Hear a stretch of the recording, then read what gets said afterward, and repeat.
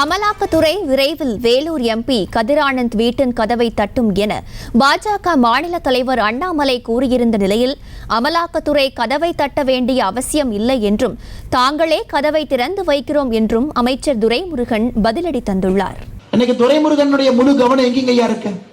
தமிழ்நாட்டில் ஒரு பக்கம் அமலாக்கத்துறை உயர்நீதிமன்றத்தில் சொல்றாங்க மணல் கொள்ளை மட்டுமே, மணல் கொள்ளை மூலமாக தமிழக அரசுக்கு ஏற்பட்டிருக்கக்கூடிய வருமான இழப்பு மட்டுமே 4730 கோடி ரூபாய்.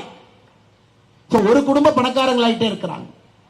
எல்லா வழியும் குறுக்கு வழியும் பயன்படுத்த பணக்காரராவது மட்டும் இல்ல, அரசியல் அதிகாரமும் ஒரு குடும்பத்துக்கே போகுது.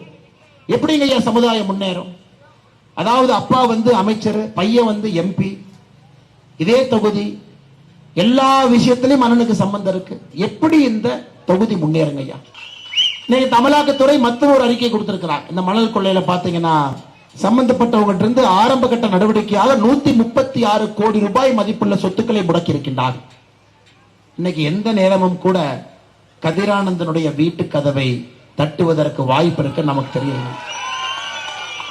கதவு தட்டுவானா, அந்த கஷ்டம் கூட அவங்களுக்கு வேணாம், நான் திறந்தே வச்சிருவேன்.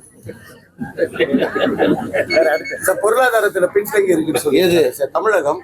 அதான் அண்ணாமலையை தான் சொல்றாரு. ரொம்ப எக்கனாமிஸ்டா, எங்க பெரிய பெரிய எக்கனாமிஸ்ட் எல்லாம் நாங்க முன்னேறி எங்க சர்டிபிகேட் கொண்டு அவ்வளவுதான் சொல்லுவாங்க எதிர்கட்சி. அவ்வளவு செய்திகளை உடனுக்குடனும் துல்லியமாகவும் தெரிந்து கொள்ள சப்ஸ்கிரைப் பண்ணுங்க.